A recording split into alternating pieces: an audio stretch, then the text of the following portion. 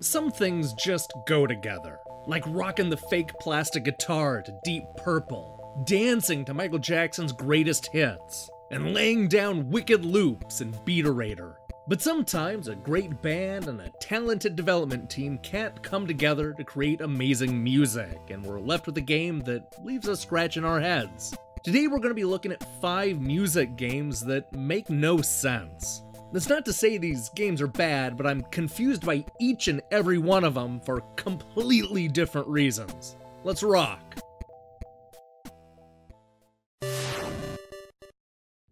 On the surface, PowerGig had a lot of what gamers wanted in 2010. For one thing, it came with a real guitar that you could use to play real songs outside of the game. It also had a killer soundtrack that included exclusives from Eric Clapton, Kid Rock, and the Dave Matthews Band. Plus it had a story mode, 70 licensed songs, a weird air drum kit, strange new modes, and even downloadable content. I mean, the game was still a dumpster fire, don't get me wrong, but it's not for the reasons you might expect. The reason PowerGigs on this list is because I'm baffled by the miniature guitar that comes with the game. On one hand, it's small and looks like it was designed for young kids to learn how to play guitar. But PowerGig makes no attempt to teach you how to play guitar. None. You're not even playing real chords in the game. If anything, this game might actually make you worse at guitar. Instead of teaching you the fundamentals, this game fills your head with a bunch of two-finger positions that is absolutely no help in the real world. What's offensive is that this was being sold under the guise of being a mix of education and fun. Sure, it was a rock band clone at its core, but the box wanted to entice clueless parents with the promise that little Johnny or Sally could play a video game and learn guitar at the same time. It says "Learn to Rock" in large letters right on the front of the box. They knew exactly what they were doing. I can understand attempting to make a teaching tool and failing miserably. That's at least an honest effort that came from the right place. But to not even try? That makes no sense to me. Hey you. Yeah, you. Do you like Marky Mark and the Funky Bunch? What about In Excess? CNC Music Factory? And Crisscross, what about them?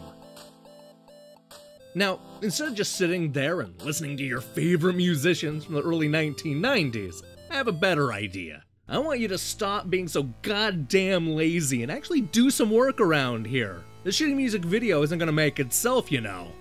This seems to be the thinking behind Digital Pictures' Make My Video series that launched with the Sega CD in 1992. These games completely miss the point of what fun is. It's like a nefarious plot concocted by a bunch of old stuffy video editors who wanted to show the world that assembling mindless B-roll and public domain clips is the best part of pop music. And that's a hard sell.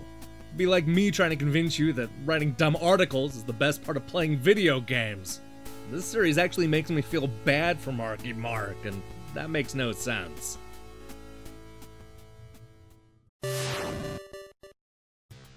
In the era of unlimited storage, it's obvious what to do when you license a major rock band. If you're a company like Activision or Ubisoft, then you quickly churn out some sort of dance or guitar game and call it a day. But developers didn't have that luxury in the 16-bit era, back when cartridges were lucky to have 1 or 2 megabytes to play around with. So when Electronic Arts secured the license to 1980s hair metal stars Motley Crue, they were forced to be a bit creative. The result was Crue Ball, a video pinball game that has surprisingly little to do with the band that introduced us to Dr. Feelgood. For what it's worth, I'm not opposed to a Motley Crue-inspired pinball table. Some of the greatest rock bands of all time have been turned into real-life pinball machines, including the Beatles, the Rolling Stones, AC/DC, Metallica, Guns N' Roses, and even Dolly Parton. The reason Crue Ball makes this list is because it's not actually inspired by a band. It's just a video pinball game on the Genesis that just so happens to have chiptune covers of your favorite Motley Crue songs. Unfortunately, there's a pretty obvious reason why.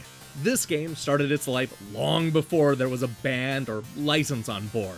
In fact, the producers initially pursued MTV's Headbanger Ball, which would have opened up the game to multiple heavy metal bands. But even if that deal hadn't fallen through, the pinball itself had no relation to heavy metal. The visuals make it look more futuristic than anything, which would have worked better if they had licensed the music of Moby or the Chemical Brothers. It's criminal that they chose not to design pinball tables off of album covers, characters, and songs, or even the band members. As a Motley Crue game, Crue Ball makes no sense.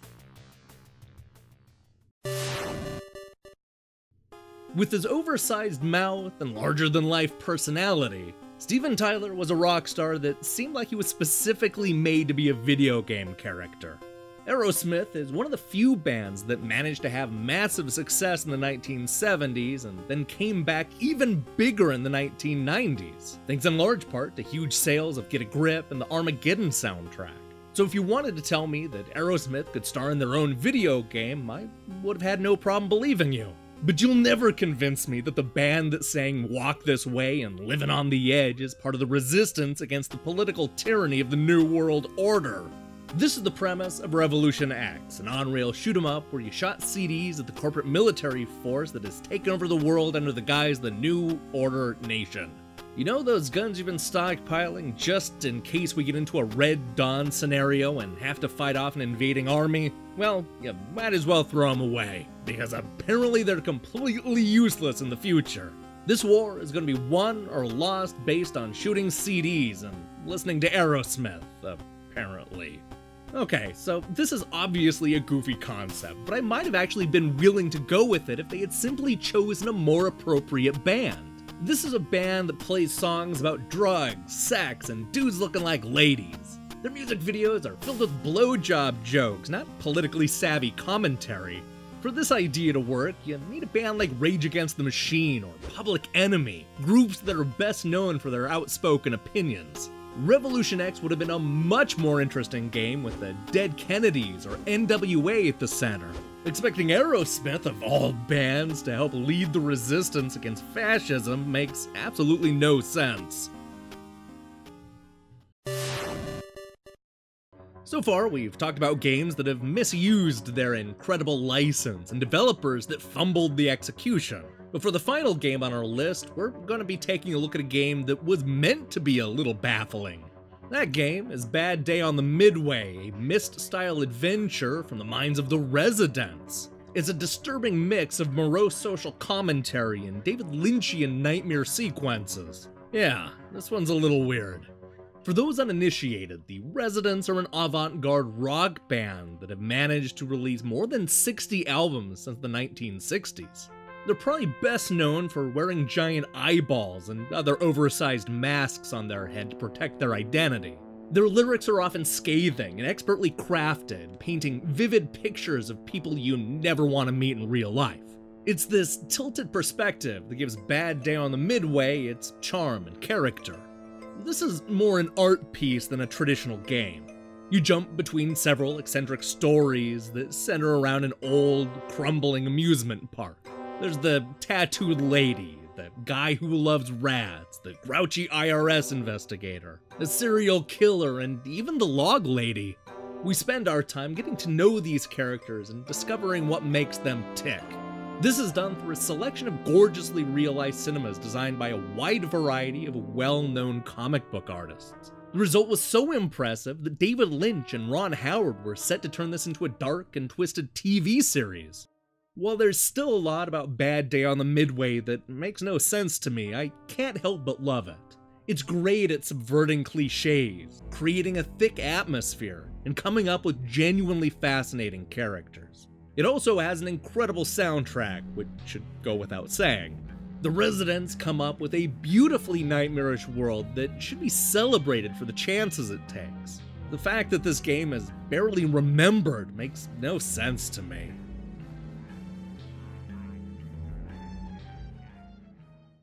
Hey, thanks for watching me talk about music games for 10 minutes.